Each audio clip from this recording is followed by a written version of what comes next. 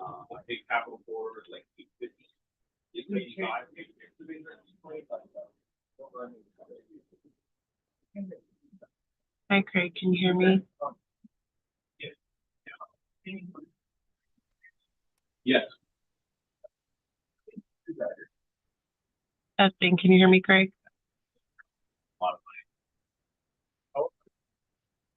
It's double the market rate.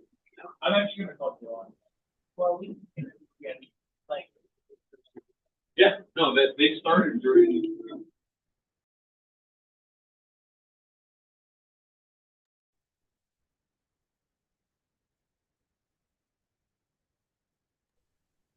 Can you hear me, Craig? I can't hear you.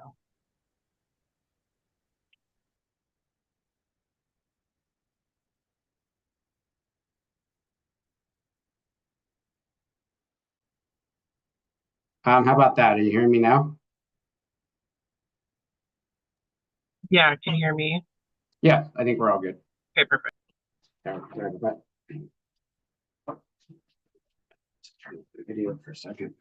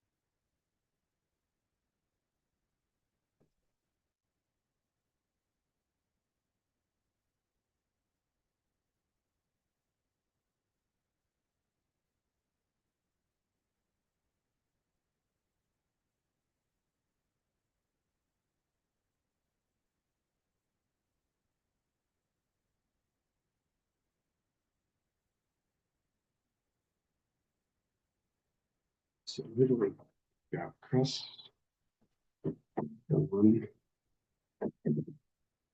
David.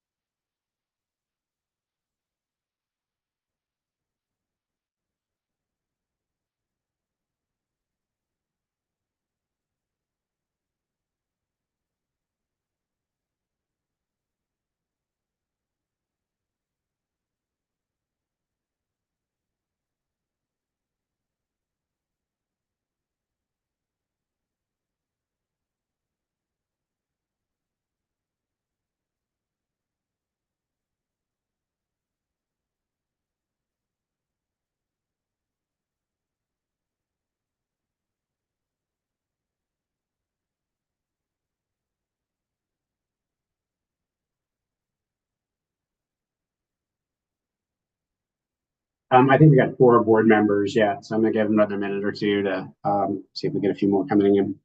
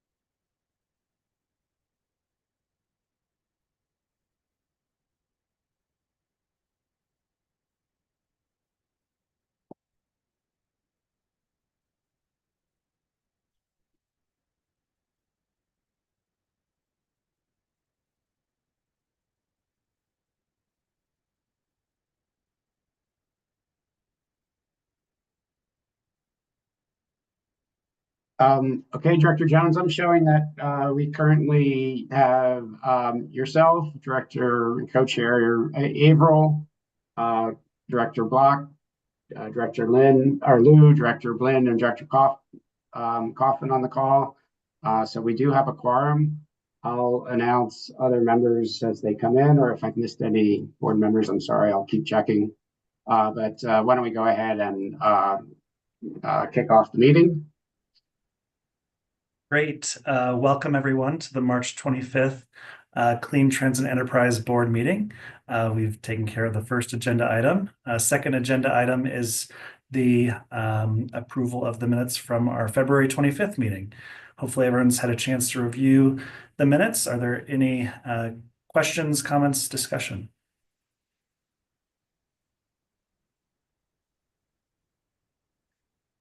Hearing none, is there a motion to approve the minutes?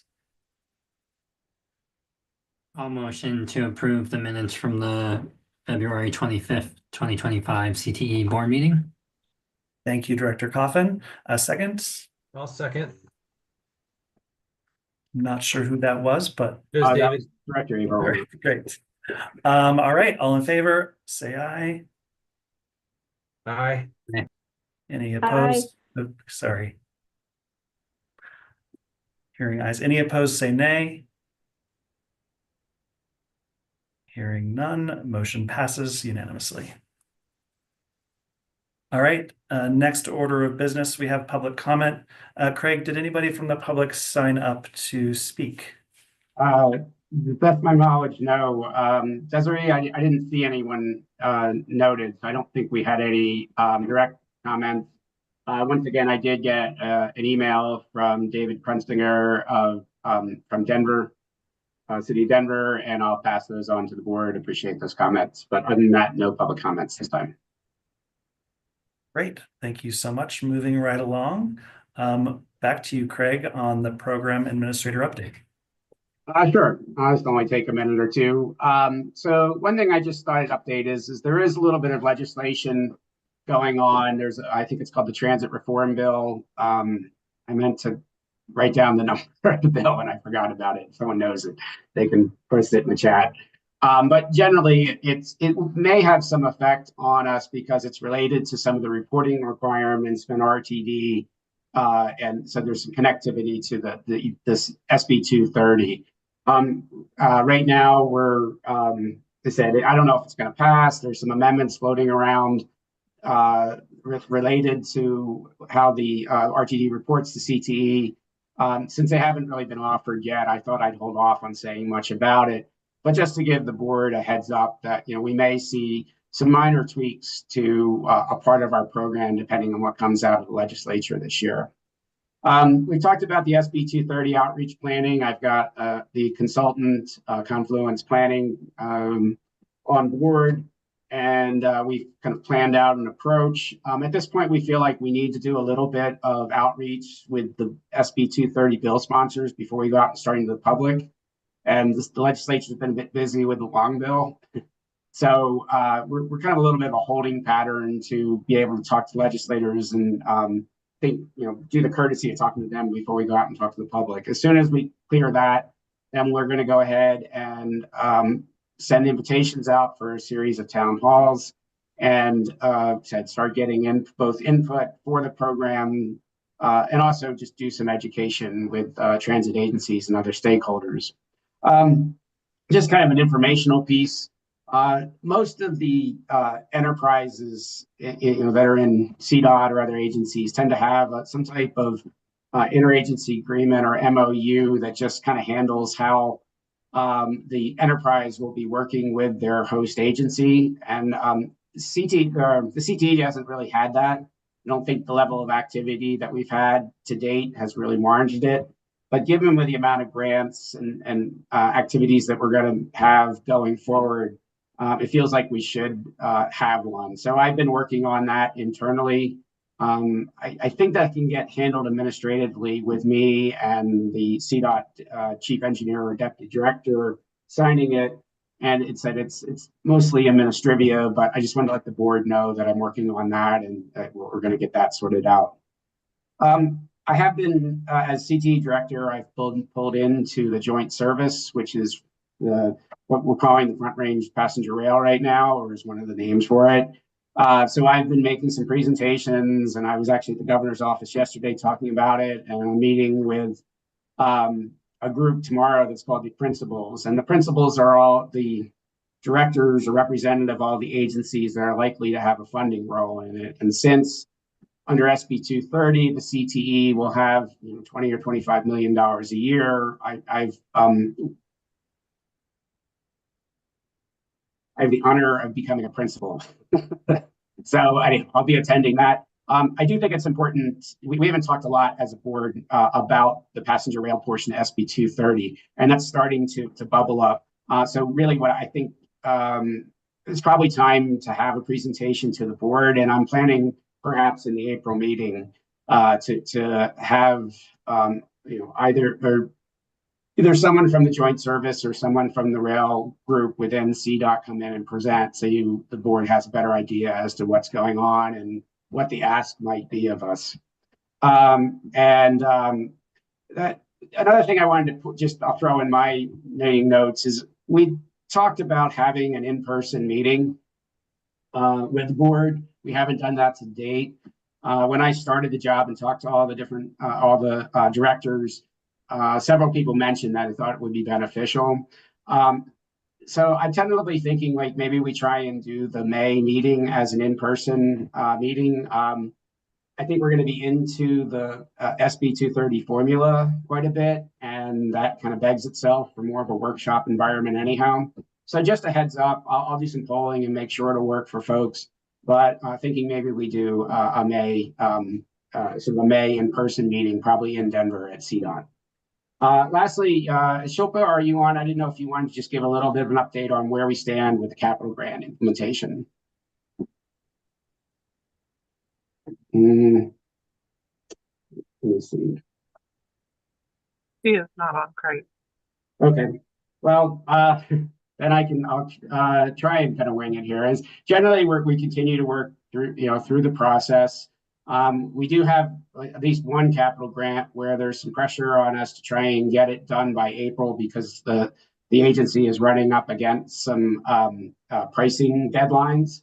But generally, we're working through the process. We've got them budgeted. We're in the process, and I'm hoping by mid-April we'll be able to start reporting that we're executing some of those agreements, and hopefully by the end of May we can have that pretty much all of them executed and underway. Sometimes you hit some landmines with it. With that, do you want to go on the next slide, Desiree? Chairman Jones, I think it's back to you. Thanks, Craig. Quick question on the in-person meeting. I'm going to ask the question, and if the answer is no, that's totally fine. But for folks who do have a long distance to travel, might we be able to offer some sort of hybrid option? Of course, if we offer a hybrid option and everybody takes advantage of the hybrid option, then we're all still meeting virtually. But just want to see if you're envisioning some flexibility for that.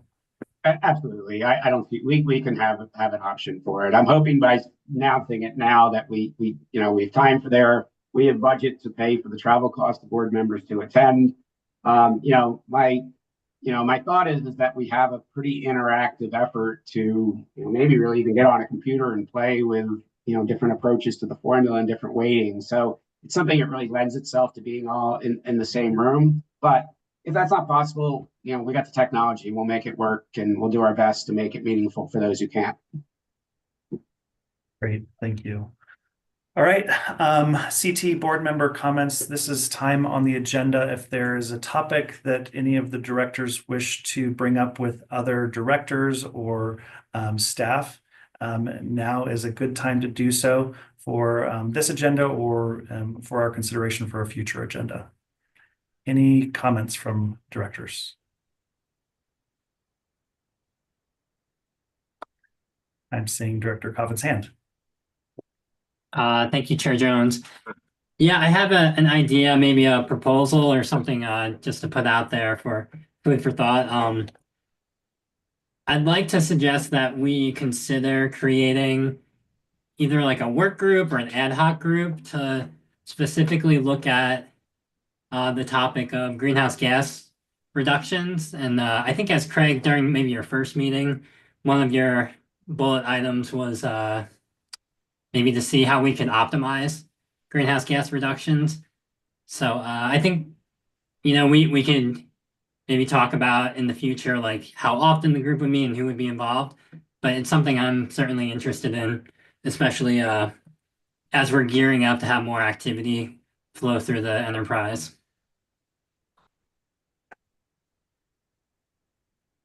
Thank you, Director Coffin. Any questions from other directors on that suggestion? I do have some thoughts, but want to give other folks a chance to speak up first. Hearing none, this particular suggestion, lends itself to the idea of subcommittees of this particular commission. Would love to hear from our staff team on what the rules are regarding multiple commissioners, if they're interested in a specific topic, getting together in a committee format, and any public daylighting rules associated with that. Don't necessarily need to have that information for us at this time, but since Director Coffin brought up this possibility, would love to get maybe a high-level understanding of what we would need to do in order to formalize subcommittees to take on specific topics. Director Coffin, does that speak to what you were contemplating? Yes. Director Jones, I can maybe respond to part of that. Kathy Young who's CDOT's AG person is on the phone. So Kathy, I may give you a heads up. Hey, maybe you can weigh in on this as well if I get anything wrong. But, I think involving board members, everything is great, and we encourage it. I don't know whether if it's 2 or 3 board members, then we're subject to sunshine rules, which is not a reason not to do it. We just have to make sure that we're publicly announcing the meeting and making it available to people. And I believe it's a requirement that we notice that 24 hours in advance. So I need to confirm that those are the rules, but I wouldn't let the sunshine rules prevent us from creating committees or subcommittees or things like that. We just need to make sure that we're following the rules and doing it right. And the second thing I would add is I've thought a little bit about the subcommittees as well. I think as we get into the complexities of the formula, it would help to have, be able to kind of roll up the sleeves and get a little more in the details with the board than perhaps we can on a board meeting call. So that perhaps is a place. And if we do that, I think it would be good to have representation of, maybe urban rural or, more transit agency versus clean air advocacy group. But I think it'd be important to get a balanced perspectives if we're doing that. So that's one idea that I would throw out. Certainly it's the board's decision how they want to go about that. Secondly, I think, all transit agencies are equal, but some are more equal than others, I think. And when it comes to RTD, we've got a different role with them than we have with some other agencies. And it's complex. We've got to figure out this reporting. They're presumably going to get a pretty good chunk of the formula funding. So I do think it might also make sense to have a board subcommittee related to somehow working with RTD. And then third, Director Coffin suggests that there's a group that kind of has a greenhouse gas reduction focus and brings ideas that kind of help us stay on mission with that. And I very much support that. Thank you. Catherine, is there something you wanted to add to that discussion? No, thank you. I think that was stated exactly right.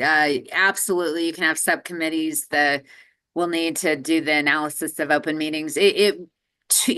For states, you just need 2 to be an open meeting. Whether you have to notice it is you have to do that analysis. So they will be open meetings, but that's okay. And we'll need to keep just simple minutes from them and things like that. But we can advise on that. It seems like if there's no decision making actually being made at the subcommittee level and decisions are referred to the entire board, then that's at least how we handle it locally with subcommittees. That's all clear. It's not an official meeting because there's no decisions being made there, but Yeah. that might be one of the nuances. Yeah, it'll be a meeting. Yeah.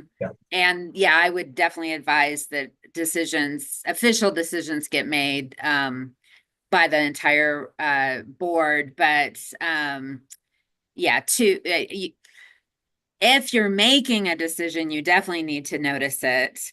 But if you don't, I should know this, if you have a quorum at the subcommittee, then we need to give the 24-hour notice. There are meetings that you don't have to notice. Maybe you'll decide that you just want to notice them as a practice. So we can talk about that offline. So Director Jones, what I suggest is I'll get some clarity about the specific requirements, and I can just provide them to the board via email, or I could even just include them as an addendum into the notes from this meeting. And then secondly, I'll get with you about, maybe just furthering the idea of what subcommittees we want to get, maybe come up with a recommendation for it, and we can talk about that, and move forward with it at the April board meeting. Does that make sense? Thank you. That makes sense to me. Director Coffin, does that sound like a good approach for you? That sounds great. Thank you.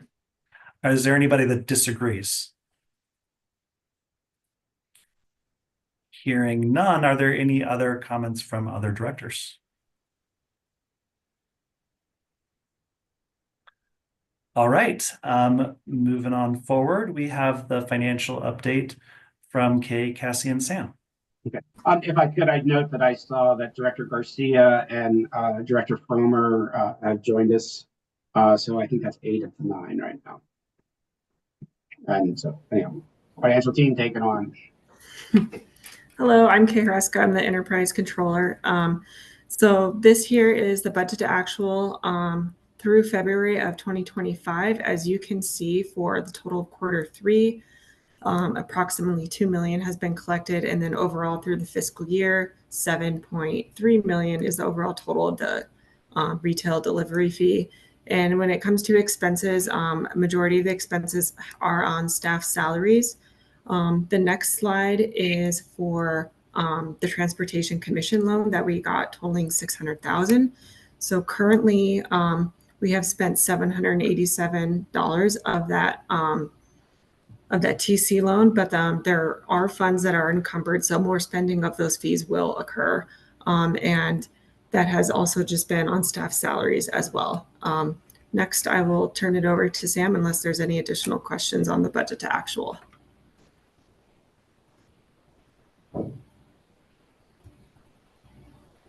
Hi, everyone. I'm Sam Foster, budget analyst in the Office of Financial Management and Budget. And we've got our revenue and cash fund balance update slides. On the left, the forecasted revenues, those haven't changed since last meeting, but the update to the chart is the February revenue, just under $902,000 for the month of February was collected. And then the next slide. And for the cash fund update, year-ending balance 19.4, and then as of a couple weeks ago, March 14th, it was up to 27.2 million. And I'll pass over to Cassie for the legislative update. Hi, Cassie Rutter with the Office of Financial Management and Budget. Just wanted to provide a quick update on the legislative budget request. As a reminder, the Joint Budget Committee had denied the request for continuous spending authority for the Clean Transit Enterprise Cash Fund. And so we submitted a comeback request to ask them to instead approve an increase to the spending authority for fiscal year 26. The amount that we asked for was an additional $36.2 million. And that is the amount that we are forecasting for the year-ending fund balance.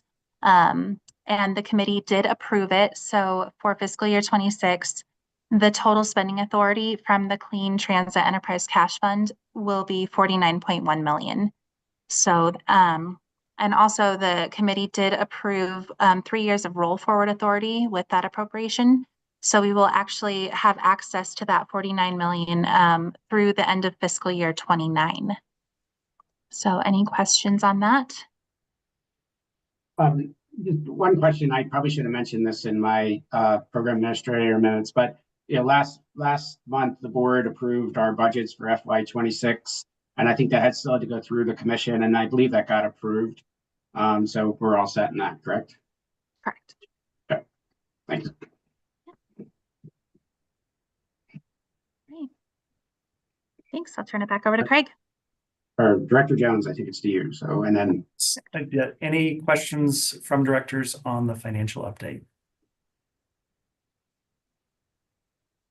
Hearing none, we'll move into the second round, zero emission transit vehicle planning grants. Oh, I see Director Coffin's hand. Sorry, I'm having an issue with finding the raise hand button. I had a quick question about that, the authority to roll forward funds. Is that a one-time thing that was granted? So what they approved was 3 years of roll forward authority for every appropriation beginning with the fiscal year 26 appropriation. So from now on, each subsequent appropriation that is through the long bill, we will have access to for an additional 3 years after the long bill. Oh, great. Thank you. Yeah, you're welcome. All right, now to grants. All right, good afternoon, directors. I'm Michael King. I'll be leading you through this section. So as a quick reminder, we released the fiscal year 25 NOFA for CTE planning grants back in December of last year. And at the time, we estimated or we budgeted $750,000 that we had available to award in this latest round. The application window closed in early February, and we received a total of 4 applications, which you see on the right side of the screen there, totaling $206,000 that was requested. And in keeping with the usual practice, we convened a scoring committee that includes representatives from CDOT, both the Division of Transit and Rail and the Office of Innovative Mobility. We had a representative from CASTA. We had representatives from the Colorado Energy Office and Department of Public Health and Environment, and finally one from the National Renewable Energy Lab. So those folks reviewed the applications and scored them. Then we convened a meeting to discuss any questions or comments from the group, and eventually came to recommendations that I'll be sharing with the board today. Next slide, please.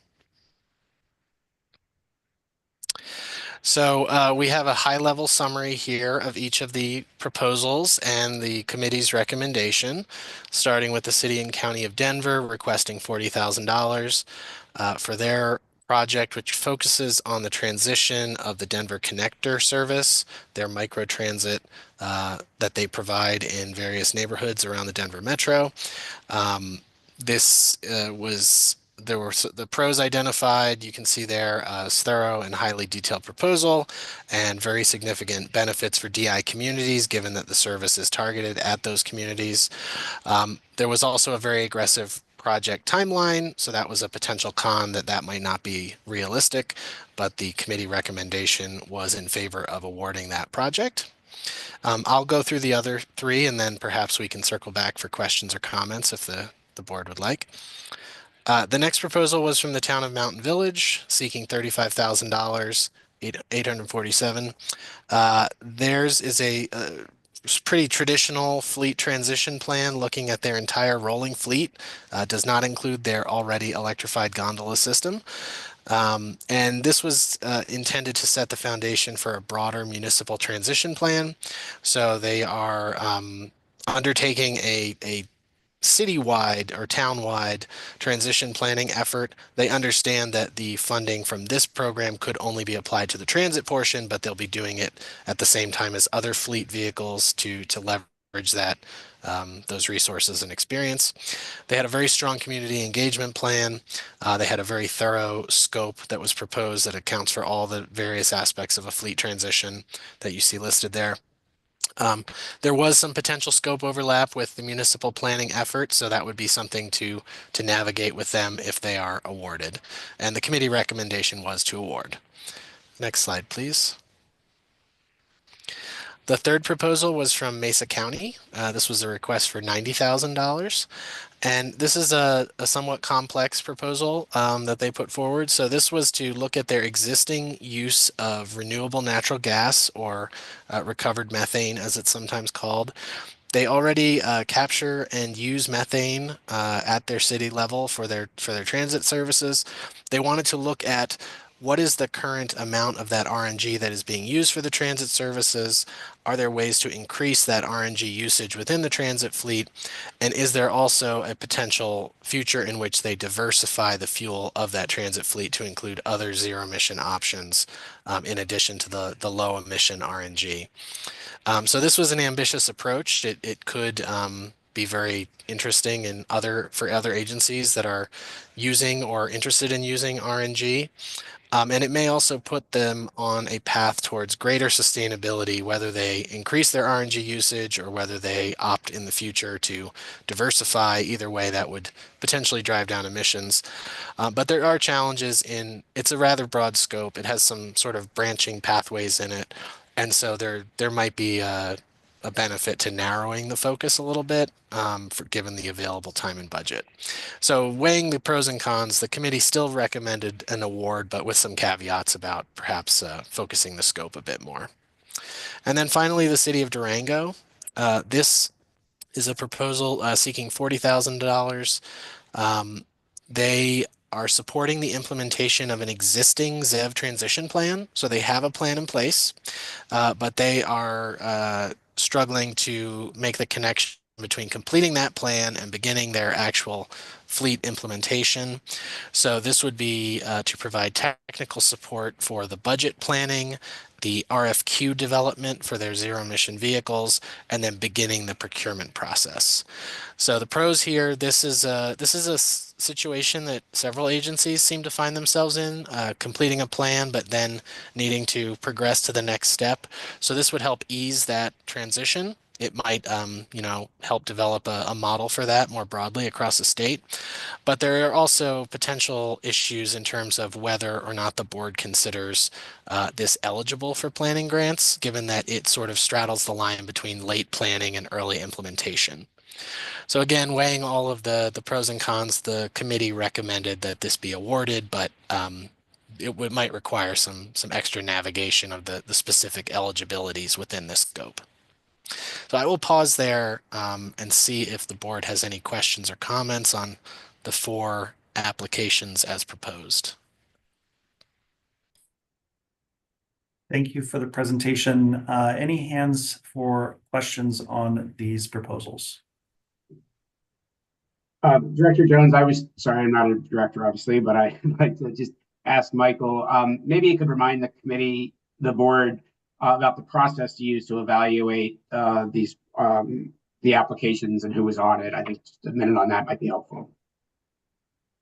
Yes, so we had a committee made up of staff from CDOT, the Energy Office, CDPHE, NREL, and CASTA. We have a 5-category scoring system with weighted categories for things such as community benefit, agency readiness, equity considerations. And so each member of the committee scores them. We then average the scores and review them together. All of these scored over 3 out of 5 averaged. I apologize that I don't see the actual scores listed on this table, but I can share those. They were all in the mid 3 to mid 4 range when averaged. And so then the committee meets, discusses any follow-up questions or concerns, and then has sort of a consensus recommendation that is being shared here. And then if the board approves any or all of these today, we would, I think that's actually on the next slide, we would notify the awardees and work towards the contracting and implementation phase. I don't know if that addresses your question, Craig, but happy to answer any follow-ups. I see some hands. Thanks, Director Averill. Thanks, Chris. Michael, I don't have any concerns about the Durango project, but I wonder if it just sounds to me like they maybe didn't take their initial planning far enough to get to implementation. And I wonder if there's a lesson there for us to learn as we're scoping future planning projects. And maybe the applicants are open to suggestions from you about, well, you want to cover this base as well, kind of thing. And I just want to put that on the table. Like I said, I don't have any concerns, but I do wonder if there's a lesson to be learned there. Yeah, I certainly agree with that, Director Averill. I think that one of the strengths of the Durango project, and I think to some extent the other three, is that this is helping us to understand what some of those pitfalls are for agencies that complete a plan, and hopefully use that information to inform other agencies that are starting out as to how to scope their initial effort or how to manage that transitional phase between completing a plan and beginning procurement and deployment. So I agree completely. Director Blinn.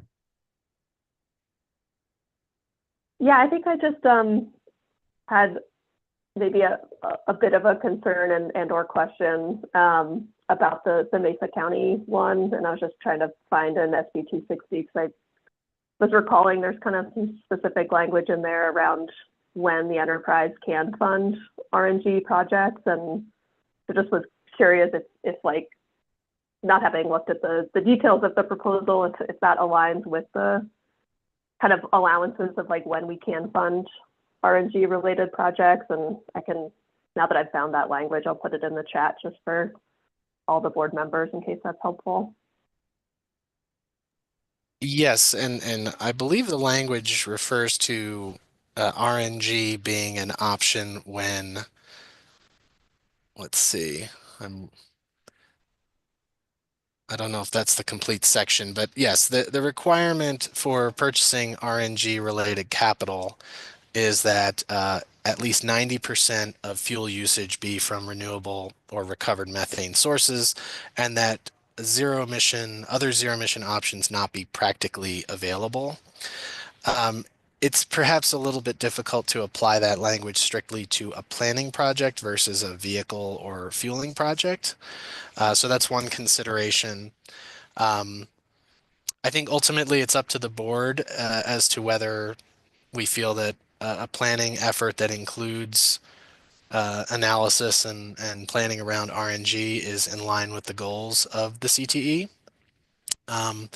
I think that the way it is scoped is broad enough that it creates a pathway for either greater usage of RNG or a transition to battery or hydrogen in the future. Because it's planning, it's not necessarily predetermined what that outcome is. So I think the board should consider whether this advances the goals of the enterprise or whether it is not under the language shared there.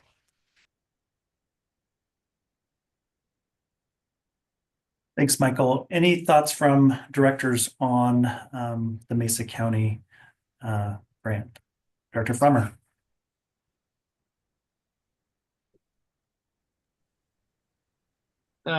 This isn't related to the Mesa County question, but I had another one on the first grant request you mentioned from City and County of Denver for their microtransit service. And I wonder if you could say more about like the vision for that service and the types of vehicles they're using.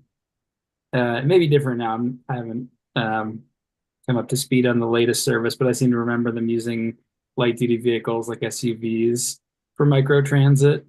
But where are they at now and where are they planning to go with this? Thank you for the question. I'd like to close out the Mesa County topic first, if folks are okay with that, and then we can get to answering your question on the types of vehicles for City and County of Denver.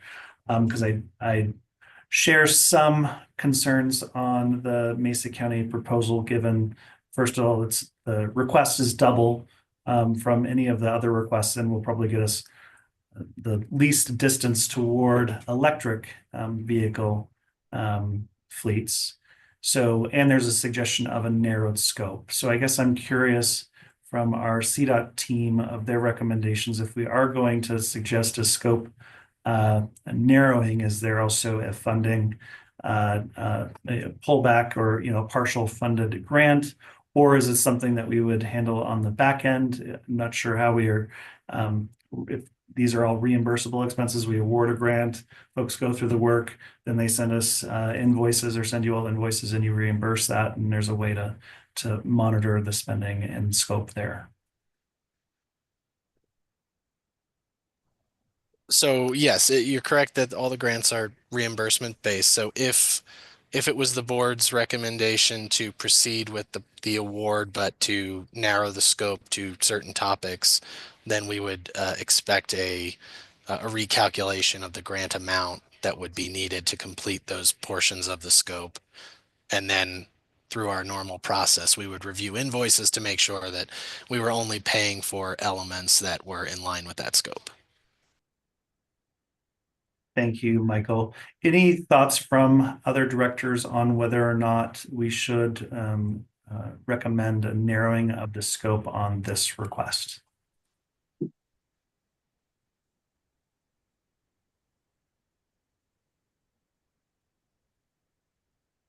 Hearing none, we'll still have a vote and an opportunity for discussion at that point, but just wanted to wrap up, make sure everyone's questions on that one were answered and thought about. Now, can we talk about Director Frommer's question on the fleet for the City and County of Denver application? Yes, so I am looking at their application right here, and it identifies that they have a total of 11 passenger vans, some of which are hybrids and the rest of which are gasoline.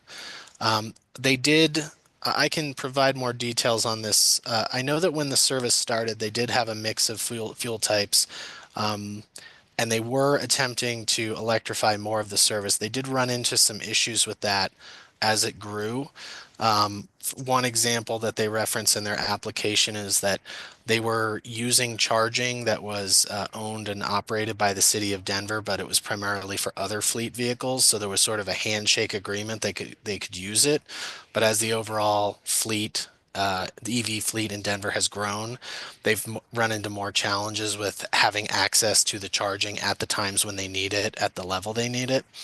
So part of this proposal is to look at some of the challenges they ran into in the early years of the service, which has been operating since 2021, I believe, and learn from those lessons so that they can plan more holistically for the future, for the full electrification of the fleet.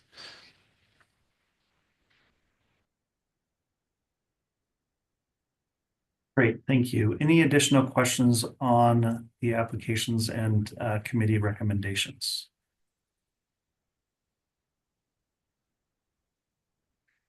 Hearing none, Craig, do you need a motion and a vote to approve these in some fashion? We do. I think Michael had one more slide that was a little bit just more of a wrap up. Maybe we let him do that, and then then we'll need a motion to see whatever the board wants to do here. But a motion and then approve. And I see Director Garcia has his hand up. So yeah, Director Garcia. Good, and go with that last slide, and then I'll ask a question after that.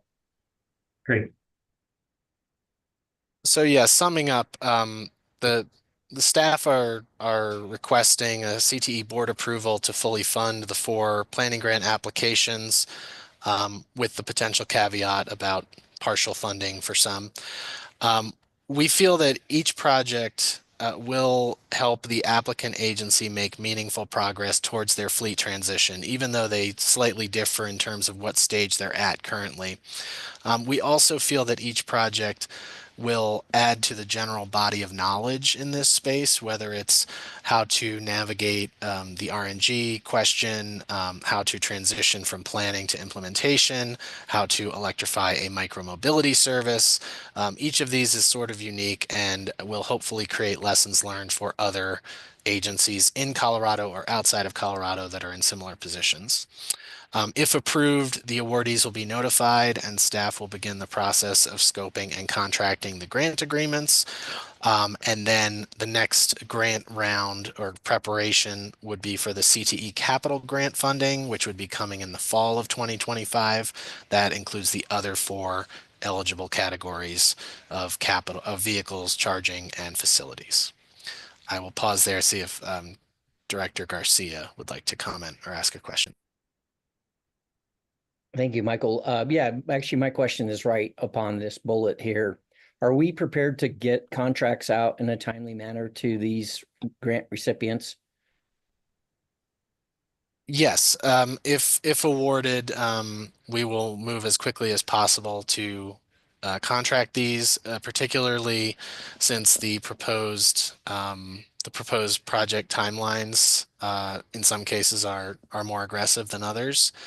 These will go into the contracting queue that the Division of Transit and Rail has, and we'll move as swiftly as possible. And Craig might have more context on that.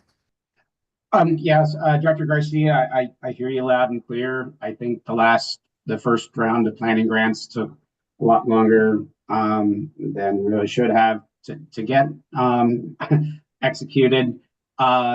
So, CDOT, CTE, DTR is aware that, this time frame needs to get much better. And I'm not sure the board's aware, but we have a consultant on board. I was actually on a call earlier today.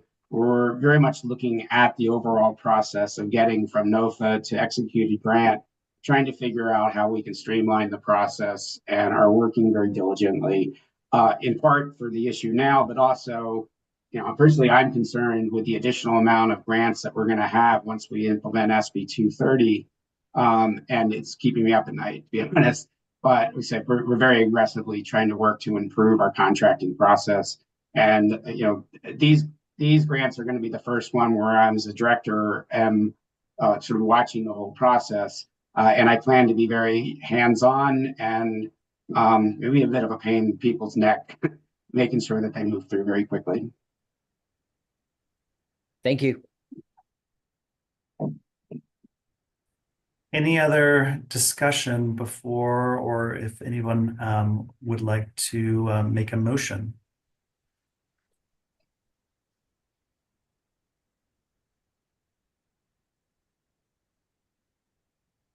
Director Jones, there's one thing I probably should have mentioned a lot earlier, is in our board process. I think in the past, when Director Fromer was the chair, he would make motions, and I think we've actually kind of figured out, or at least your style as chair, not to do that. And we occasionally have a little bit of dead air. So I just would encourage, or just make sure other directors know that you as the board chair, I don't feel like it's your role to make the motions, and more to facilitate it. And so if I guess just a nudge to the directors to, if you feel this is appropriate, let's make a motion, but don't wait for Director Jones to do so. Thanks, Craig. Is it diplomatic enough? I'm also okay with some Zen quiet time.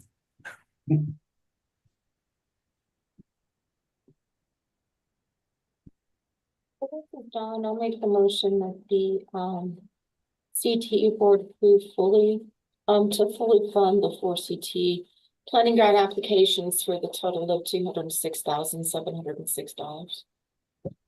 Great, thank you, Director Block. Is there a second on that motion? I'll second. And my computer doesn't tell me who that was, but hopefully Director Kaufman, I believe. Great. All right. Any discussion before we go to a vote? Hearing none, all in favor of Director Block's motion, say aye. Aye. Aye. Aye. Aye. Any opposed? Say nay. Motion passes unanimously. Any abstentions? Sorry. All right, moving on. Thanks, everybody. We are now to eligibility. Back to Craig. Deidre, can you have the slide there? And thank you, board, for considering and approving those grants. We had an interesting discussion, in that evaluation process. I just thought I'd mention is that, it's one thing to look at these, the grant applications individually, but I think there's also, sort of a bigger picture that we're also trying to tackle as an enterprise, which is just to advance the overall kind of body of knowledge about electric vehicles and RGs and things like that. And to that end, we want to make sure that we're sharing that information. So I'm going to start looking into a process where, not only are we funding these grants and the studies are getting done or whatever's happening, but particularly on the side of the planning grants, that we also become kind of clearinghouse for this information and make sure that it's widely available. And thank you to Mike King for doing a great job navigating through all that. So Mike is really still continuing to run with the zero emission, low emission bus initiative, and is just doing a great job. So eligibility, I have to admit, I had ambitions of getting us to an actual policy decision and a board decision on eligibility this meeting, and I think that's probably a little aggressive, as I think we're not quite there. We've got some other things that we still probably need to work out a little bit. Also, I think as I've gotten more into this and started working on the formula, I think there's quite a bit of interaction between the two. I had mentioned that before, but I thought we could do each individually. But I think more likely we need to just get some good direction and guidance on eligibility, then move forward and work on the formula, and then kind of deal with the formal board approval of both at the same time. So I'm just kind of making a little bit of a pivot in our process, but I think it's more realistic. Anyhow, this may not be the longest discussion, and I think I also want to talk a little bit about both the discretionary grant program and the formula as part of this effort too. But I do think it's important to both note what we got out of the last board meeting, give the board some idea of what we've been thinking or moving forward with, and I think that'll kind of help us move into the formula program. So, first of all, I think we were very clear that the formula grant eligibility question, it needs to meet a couple of objectives. The SB 230 was very clear, and the nexus with CTE is all about reducing greenhouse gases. So we still want to try and maximize or optimize the impact we're having on greenhouse gas reduction with whatever eligibility policy we decide upon. We want to make sure that the money's getting used, so that, again, with the eligibility part of that is let's make sure those agencies are really ready to use the funds and use them in the most effective manner. And then we said we've still got some balancing issues that we need to do, in particular between rural mobility and accessible mobility needs, which may or not go hand in hand with the broader greenhouse gas reduction fee. So we're still trying to address those objectives. That came out clear. I think we made it was pretty clear consensus in the board that open door transit is really the focus of the program, so that the closed door providers they have access to FTA 5310 program. This isn't really what we're looking to do with the program.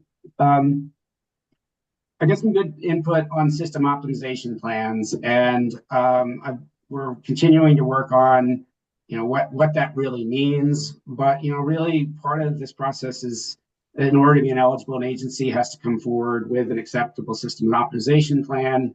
We need to find that what that is, but that is more than just dumping a 50-pound report on what the plan is for 20 years. We really need to tie that directly to what the agency is going to do with the SB 230 money.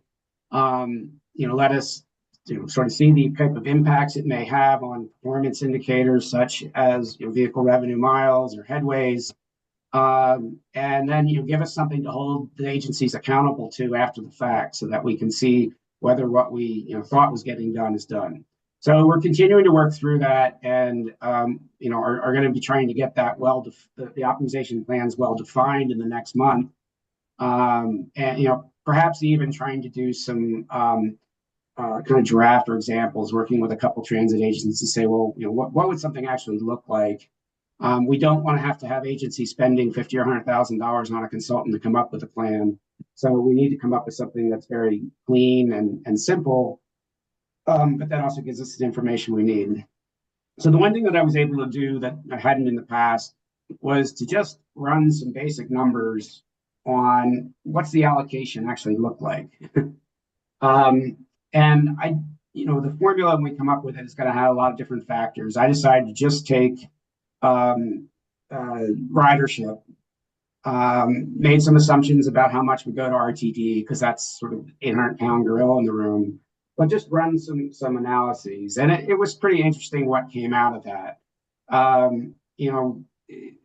Again, things will change a lot, particularly when you start putting population considerations into the formula.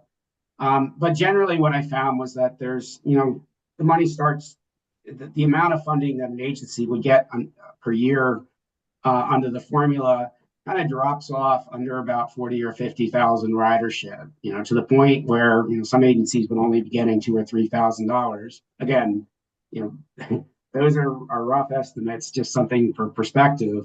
I'm not going to share them, but it is telling. It's like, well, that's not going to work to, have a $2,000 or $3,000 grant. We'll spend 10 times the amount administering it that we actually give out. So, one of the issues that I think we're going to have to work with is, at what point does it make sense to get people in the formula and eligible in the formula as an annual grant? And then with those agencies that are still providing very important transit and, both improving accessibility and mobility, but perhaps, even, still helping to reduce greenhouse gases. How do we deal with those in an effective way? At one point, I had thought perhaps we could use our the discretionary grant program as a mechanism for doing that. But I'm not sure that's really going to work. And we'll talk about this, the discretionary grant program in a minute, but that's the legislative intent there, I've discovered, is much more focused on RTAs and transit hubs. So I think we still, and I've only really kind of figured this out in the last few days. So, what I'd like to do is come back and see if there's some other options that we could have. Director Liu, I think, has her hand up. Yeah, I just wanted to back up that, Craig, that I think it's probably makes sense to table that piece of the discussion until our next meeting and kind of dig in addition to the legislative intent matter. I think there's some potential cross paths with the GHG reduction mandate on the funds that is kind of the justification behind the fees. So I think we need to work with the AG to do a little more analysis on that piece. So I would just agree with what Craig said. So Director Jones, I'm going to kind of want to table this at this point. I mostly just wanted to kind of, I said I'd set the expectation that we were going to come in and get this knocked out, but I don't think we get to check that box yet. We frankly just found out I got a little bit more work to do. So I was going to move on to another topic, but I did want to stop there just to see if any other directors wanted to make any comments about it.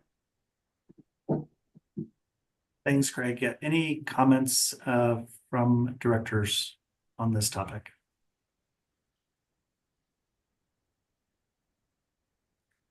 Hearing none, thanks for the update on this work. And I understand pencils are not down yet, so more information to come for future meetings on this topic. Sure. And I think I'm going to go ahead to the next slide. But what I had done here was that I said using just ridership, I had just said, well, how much money are we talking for agencies and how many agencies? And, this is really, again, just for context, but it's in the package, so I didn't want to just ignore the slide. I probably wouldn't have put it in there if I had known I was going to back off things a little bit, but it's worth noting. So I think people are kind of interested on ballpark, where are we talking? So this gives agencies some semblance of what they're trying to talk about. When we get to the actual putting out a NOFA and getting agencies to come back in with those system optimization plans, we're going to have to give them some idea or ballpark of what type of funding they are. So the good news is that we didn't have this a month ago, and we're getting closer there. And I think by next meeting we'll be able to have something very solid to present, and hopefully, and we can decide whether we want to do the eligibility as a standalone policy, and whether the board wants to approve it, or we can decide that it really needs to happen all at once.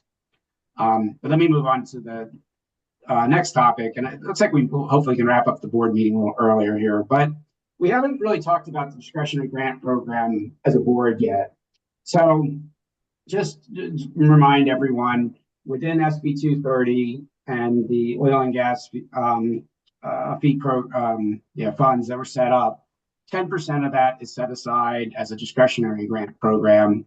And again, the language in the law is pretty open about what the use is. And again, to remind everyone, because of the Prop 117 restrictions, our funding level for the program will be lower in FY26. We projected to be about $5.5 million. And then in FY27, when we go to full funding, and we're not restricted on what we can collect in the oil and gas fee, we should be in the $10 to $12 million a year. So it's still a decent sized program. As I said, the statutory guidance was pretty open about what the uses are and how the board can award the money. In fact, the formula money is restricted to being to 2-year use, where this is pretty open. What I've kind of learned in the last week or so is, though, that the legislative intent in that and discussions that the bill sponsors had was they really want this money to go to supporting and incentivizing either regional transit authority initiatives or for other transit innovations, specifically transit hubs. So we've got that to kind of work for. But I thought maybe I'd just throw out a couple of questions for the board to chew on. Is one is given the legislative intent, whether we want to do that, and is there any guidance for me and staff as we start trying to figure out the nuts and bolts of this program?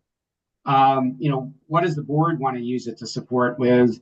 And then, is there specific information or analytical needs that you need from me and CT staff to start putting together what this program looks like? So I'd like to kind of throw those out to the board for discussion. Thanks, Greg. Any thoughts from directors on the discretionary program? See Director Garcia. Thank you, Chair. In my conversations with you, Craig, you talked about on the prior slide the agencies that had under 50,000 ridership that maybe if they didn't receive direct funding, thank you. Maybe this was an area that we could provide some funds to the smaller rural-oriented transit agencies. So I like that idea. And I know you've been trying to work on this criteria, and it's not easy. So I appreciate that. But maybe as you mentioned, this 10% discretionary funding could be used for some of these smaller agencies. Just a comment. Thank you.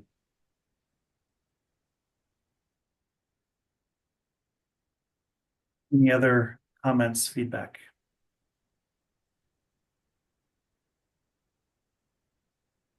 Hearing none, I just have a few thoughts before we move on. That in thinking about the work that we're doing and transit services, I see Director Farmer. I'll try to be quick. There's so much that goes into successful transit. That's not just getting more vehicles out there and more frequency. And again, pencils are not down on this element either yet, but I'm going to want to understand how we're going to make sure that agencies are thinking about kind of all the other externalities and if there are resources available for that, such as transit stop improvements, marketing and outreach campaigns, other elements that help make transit service more attractive and accessible. No matter how much service we're providing, if folks can't adequately get to it or don't know that it exists, then we're going to miss the mark in achieving the amount of success that we could. As if we're not thinking about these other elements, we're going to miss the mark. So just want to get that out there now and understand how we'll be able to leverage these resources to reduce the greatest amount of greenhouse gas emissions and also, gather the most ridership. Over to Director Farmer. That was really well said. I was going to say something similar. Which is, just identifying the capital projects that can have the biggest impact on improving transit access, whether that's first, last mile connections, or it's, getting the buses and trains to drive more quickly so that they're more competitive with the travel times for driving. One thing that comes to mind for me is the bus rapid transit corridors we're trying to build in the Denver metro area.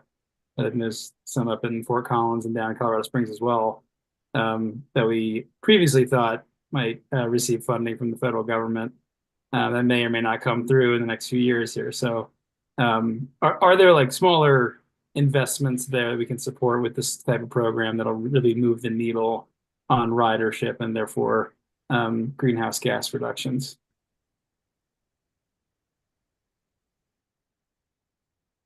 Thank you for those thoughts. Craig, is that helpful for where you're at in your work? It is. I guess I'm going to be provocative and ask another question. And a little bit relates to this program and a little bit relates to, when we're looking at the eligibility. Because one thing is when I was playing around with thresholds, for ridership, for being in or out, it occurred to me like, we could have an unintended impact here of sort of encouraging consolidation of transit agencies. I don't know if agencies would do that, but if the limit was 25,000, you could see, or 50,000, you could see 25,000 ridership agencies merge or something. But it kind of begged an interesting question, I think, is when you step back and you look at, there's a lot of transit agencies in the state, and a lot of them are pretty small. And do we have any, are we agnostic about, their size, or, is there some, are we interested in some, bundling or consolidation? And I think particularly when you think about regional transit authorities, that could be part of it. So I'm not looking for a policy statement here, but I wondered if it's something the board wants to chew on a little bit. Is it, are we trying to encourage that, discourage it? Do we think it's good or bad? Personally, I don't really know, but if I throw it out there as an interesting and provocative question. Any thoughts from directors on that question? Director Garcia. Thank you. Yeah, I don't think we want to encourage, transit groups to consolidate unless it really makes sense. But, ridership's different in different areas, different infrastructure exists within these organizations. So I'm not sure we really want to encourage that. I think just come up with a policy that makes sense and see if we can provide, some funds for all agencies and try to achieve our goals and objectives.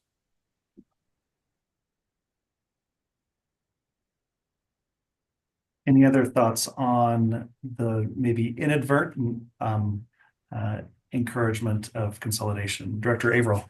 Yeah, I would just say, I think it's it can be a really touchy conversation in certain communities.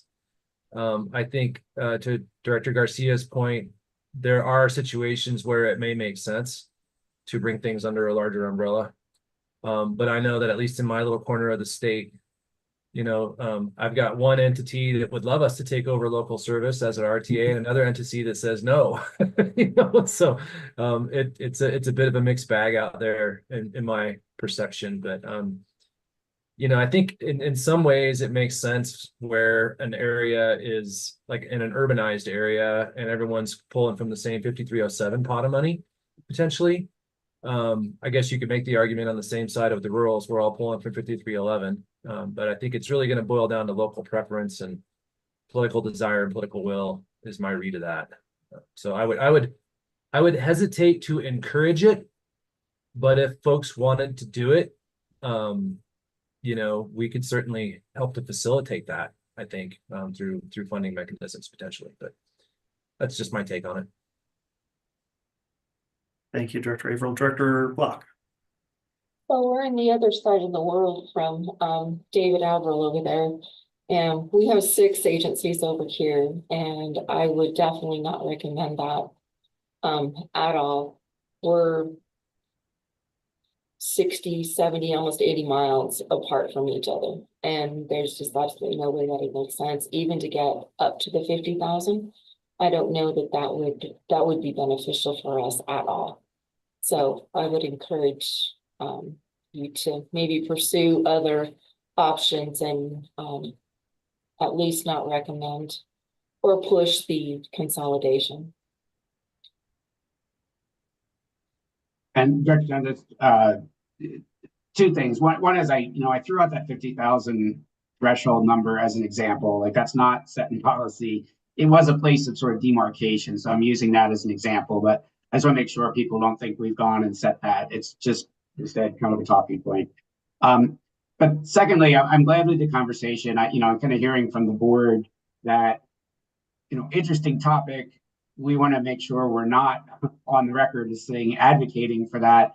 and in some ways saying that, we need to be mindful of not accidentally somehow, encouraging or send the message for something we don't want to have happen, or don't want to be, advocating. So I think that's important to note, and something that we'll be mindful of as we're making these policies going forward.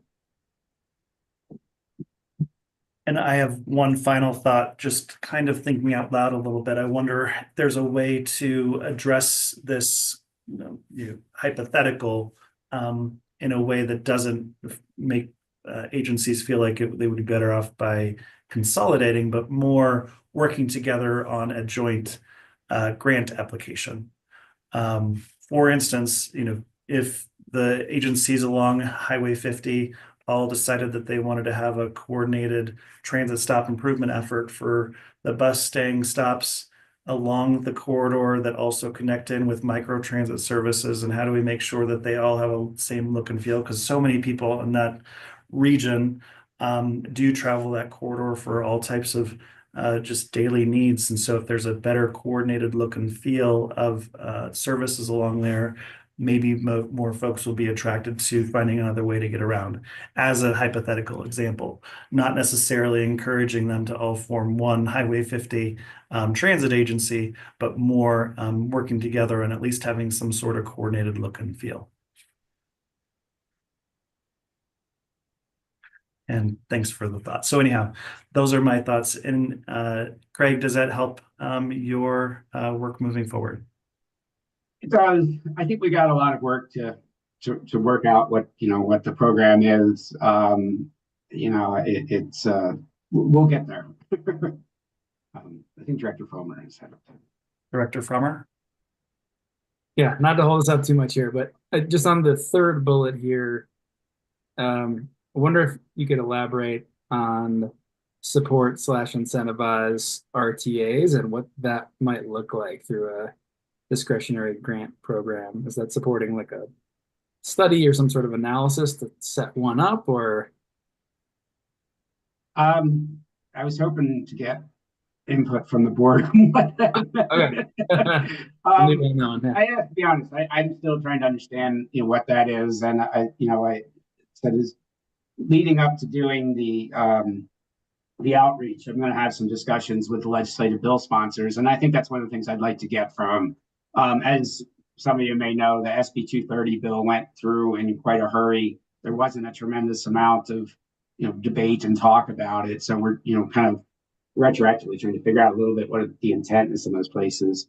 My sense is yeah, you could perhaps we provide grants that reward someone who's enacted an RTA, and provide some seed funding for getting services up and running that would then be supported afterwards by the RTA. That's about as far as I've really thought about it. But I think so I guess what I'm taking from this is one thing that would help the board is if I maybe come back with some more meaningful and deeper thoughts or ideas on what options might be for how we do the grants. I think there's another hand up. Yes, Director Garcia. Yeah, thank you.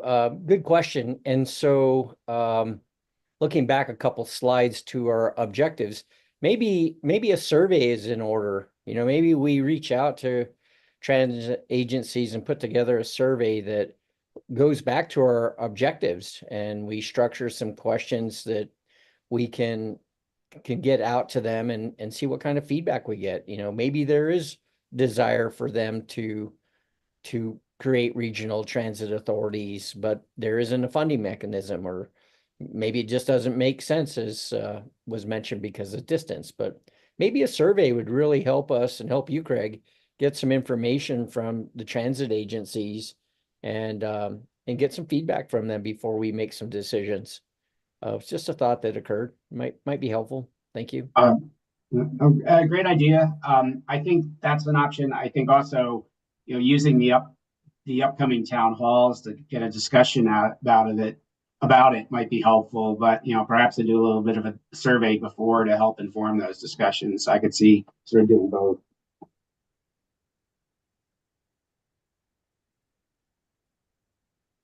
All right. Any more comments on the discretionary grant program?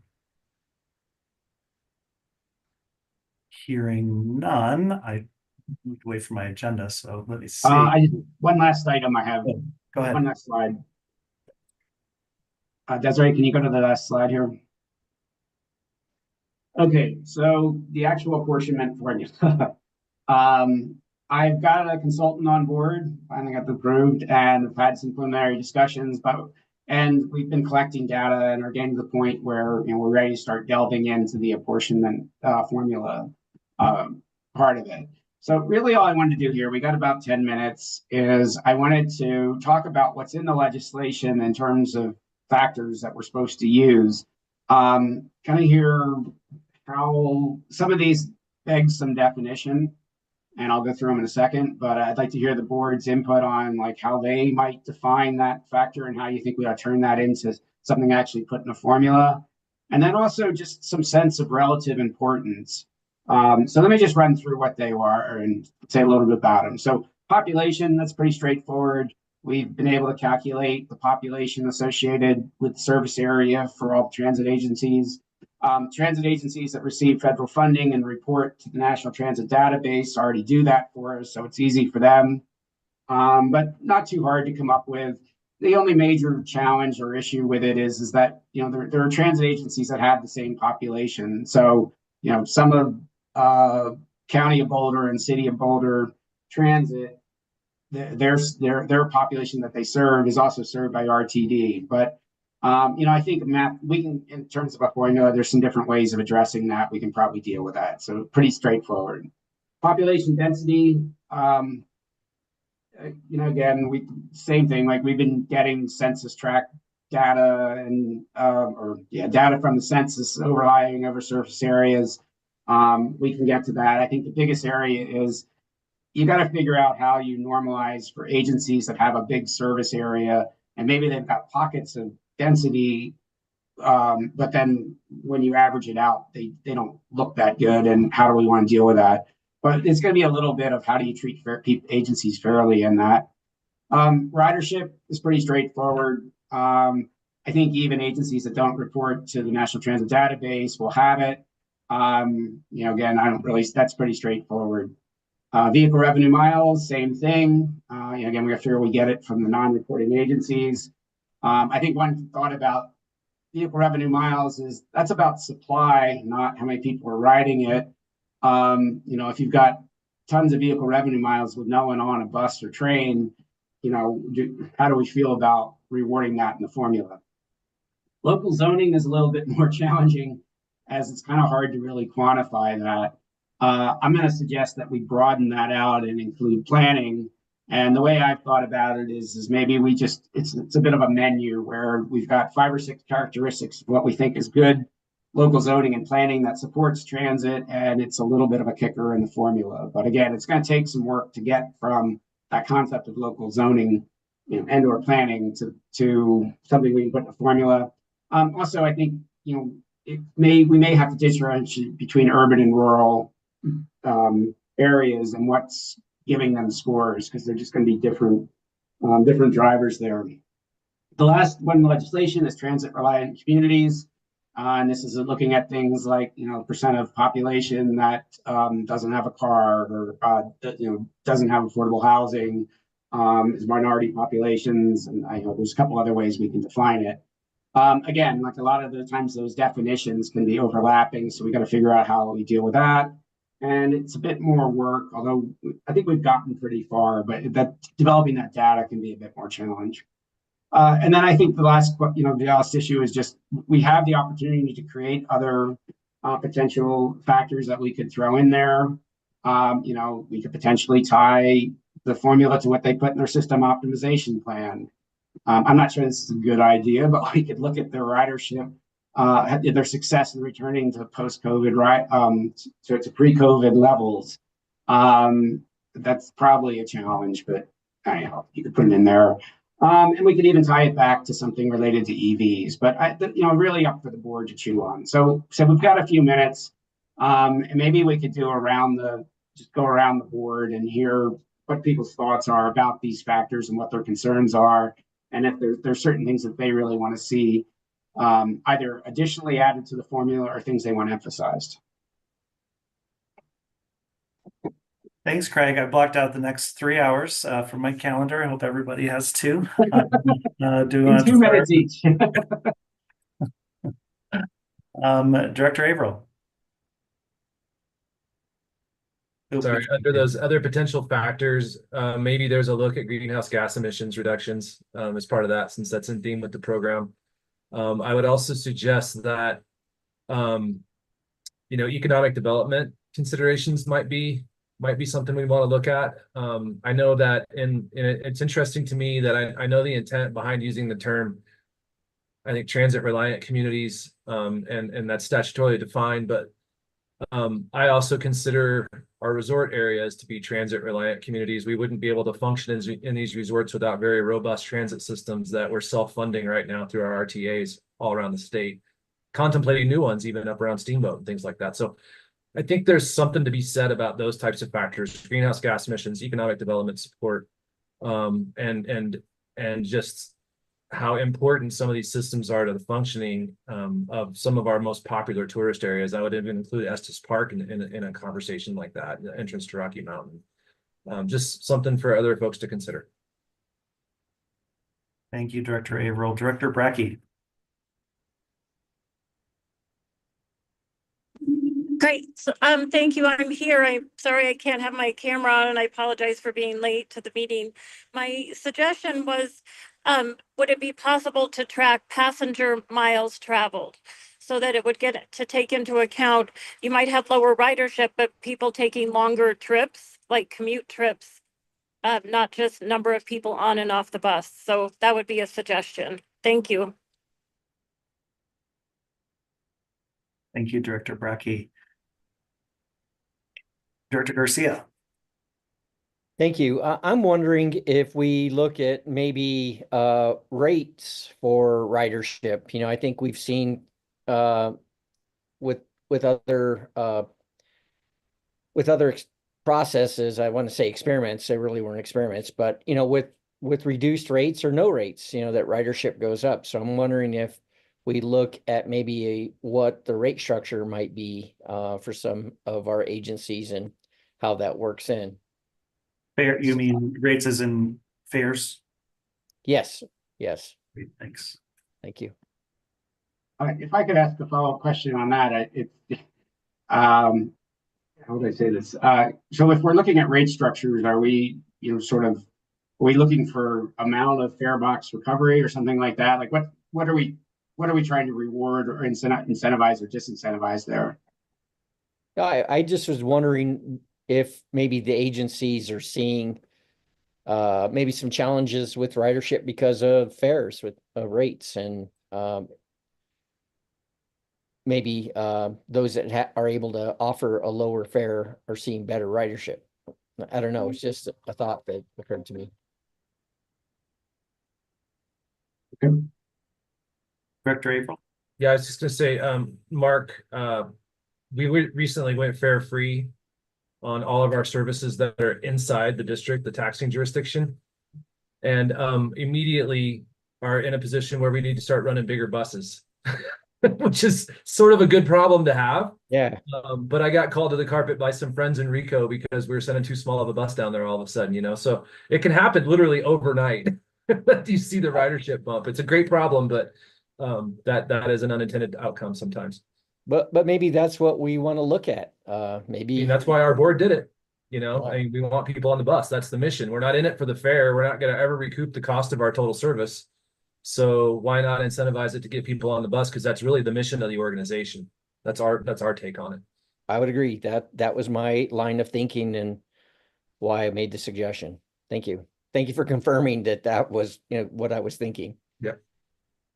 It's Director Liu. Yeah, I think we want to be a little careful about how far down that road we go, given that the kind of purpose of this funding was inspired by increasing service and reliability and making sure that the services are there and good. Yeah, I think that there are opportunities sometimes to lower fares, but it also sometimes creates an unsustainable structure over the long term. And I don't think we have enough transit in the state to, throw up our hands and say what we have is great and let's just, make it free and it will solve everybody's problems. We have huge gaps in the system, on both the capital and the O&M side in terms of frequency and reliability. So, I think we get more bang for the buck ultimately if we go that route. But I also think it potentially solves a very short-term problem if we just do kind of promotions. All right, thank you, Director Frommer. Yeah, thanks. I guess my preference is to focus on service, whether that metric's VRM or PMT or vehicle revenue hours. To me, this is about additionality and how much service we can add that we wouldn't otherwise see without this program. So maybe asking agencies to submit their baseline service projection for the next year, because we know some like RTD are planning to grow anyway. And then how much service they would be able to add with the Senate Bill 230 funding or whatever estimate we have out there, to ensure that additionality, some sort of demonstration there, and then checking back to make sure that they delivered. I guess my worry is that agencies would take the SB 230 money and use it to cover capital expenses, basically maintain the same service levels and use it for other things like debt service. So that demonstration of additional service is important to me. There was a bunch I wanted to respond to there because and all really good points. I think, you mentioned like using it for debt service. So there's a bit, the legislation was very broad in how agencies can use this money or, the guidance to the board in implementing that. Is maybe a better way to say it, because I think we do have some license to say, uses and non-uses. So one thing I think we could consider as a policy, is that, debt service wouldn't be an eligible reimbursement costs under this. So you dabbled a little bit on that sort of eligibility piece and what we do there. And then secondly, you also sort of touched on this issue of collecting data and getting baseline information. I do want to say that as part of our work on trying to figure out what we're going to require in the system optimization plans, a chunk of that is like, what do we need from agencies on their baseline, both kind of system operations and extent data, but also on their financial data, so that we can make sure that, one, the plan makes sense, but also that we can we have the information we need to assess impacts kind of after the fact. So all that's good, and it's kind of scattered through our implementation approach. Thank you. Thank you. And I think, my concern, just to agree with Director Frommer, is more about agencies who are really good at playing the shell game of certainly saying that they're using these dollars for service, but they've just played a shell game and moved previous service dollars over to a capital improvement. So instead of actually enhancing service, they've just moved money around in order to achieve their ends. If there are no other hands from directors, just maybe a final close. I agree with everything that was said, and on the fare topic, while certainly fares have a direct correlation to some ridership behavior, it might be a level of kind of micromanagement that we wouldn't necessarily want to pull that lever through our granting process. But I wonder if there's a service optimization plan component to making sure that agencies have at least taken a look at it, not necessarily using it as part of the formula, but knowing that there's a fair plan and a good understanding of any agency of how their fare policy might be reflected in ridership behavior. And then, Craig, as far as your list goes, things that haven't been said, or maybe just to double down on things that have been said, is relative to population and population density, and trying to actually to agree with Director Brackey on how many people are we taking and how far as a measure of greenhouse gas reductions and more over time. Whereas, I'll pick on RTD because they're such an easy target. Again, as you've pointed out, an agency with very large boundaries that is more associated with a sales tax grab, not actual commitment to ever provide any service within certain areas of that boundary. And so instead of using the borders of their district, more thinking about the amount of high quality transit service, how many bus stops are within a quarter mile of how many people and what percentage of those people are actually compelled to take transit, and how are we impacting the trend over time and getting more people who live within a reasonable distance of transit farther more frequently. And how do we measure that over time and have some teeth and leverage to some of the other directors' comments of making sure that we're headed in a positive direction, not just playing a shell game and providing the same crappy service, just finding creative ways to spend new money to serve other ideals. And so I know there's still a lot more work to do on this element as well, but certainly want to speak to the statutory factors and make sure that we're meeting those goals of the legislature, but also thinking a little bit more strategically about how do we affect trends over time, and actually get to the root goal of getting more folks onto more miles of transit. Director Bland. Yeah, sorry, I was gathering my thoughts, but those are all good ones, so thank you. I just wanted to say, like, yeah, I've been noodling on the population density and zoning pieces, because totally understand why those are in there. And yet at the same time, most of our transit agencies don't control those things. Maybe in a few cases they do where they're, part of the local government. But I wonder if there is some metric we could think about of, transit, either existing service or planned service being aligned with population density and local zoning. I think you were getting at that some as well, Chris, so maybe I'm just restating some of what you just said, but just trying to think about what do they have control over, and are they optimizing their service for where development has already happened or is planned to happen. I think could really help get at the spirit of those things, and the elements that they can control. The one other thing that I could think of that, again, maybe doesn't apply to all the agencies, but maybe to some, is the extent to which they're using their own land close to transit and leveraging that for TOD, et cetera. That might not be applicable everywhere, but just thinking about RTD and some of the other agencies that are doing that work, that could give a few extra points or something like that. So just some initial thoughts. Thank you. Any additional thoughts on formula factors? All right, Craig, hopefully you got the feedback you need today. I think next is next steps. Yeah, which, go ahead to the next slide, although I'm not sure this slide works anymore. We will have general updates. I think, we've got more work on the eligibility. So I think the April meeting, I'm going to come back with some more concrete recommendations on the eligibility piece. So that's going to be back in, and that may be a big focus of the workshop.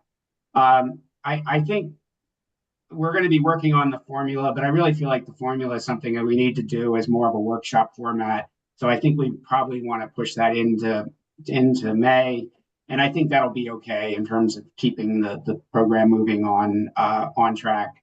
And then lastly, I think there's two other things that we may need to discuss. One is, as we're getting in, the passenger rail piece is becoming more real. I do feel like it's time to bring someone in and talk to the board about what that initiative is, what their expectations are about the portion of SB 230 that's supposed to go to passenger rail, and allow the board to ask some questions about the initiative. So I'm going to try and get that set up for the April meeting. And then lastly, we have this upcoming capital planning grant round.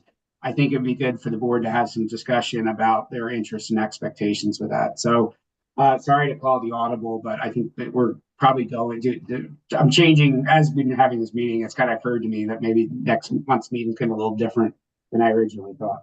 With that, I'd like to thank you all again for, all your efforts. I've had great conversations with you over the last month and look forward to keeping things going. So thank you very much. Thank you, Craig, and the rest of the CDOT team. Thank you, directors. I will call this meeting to a close. Adjourn.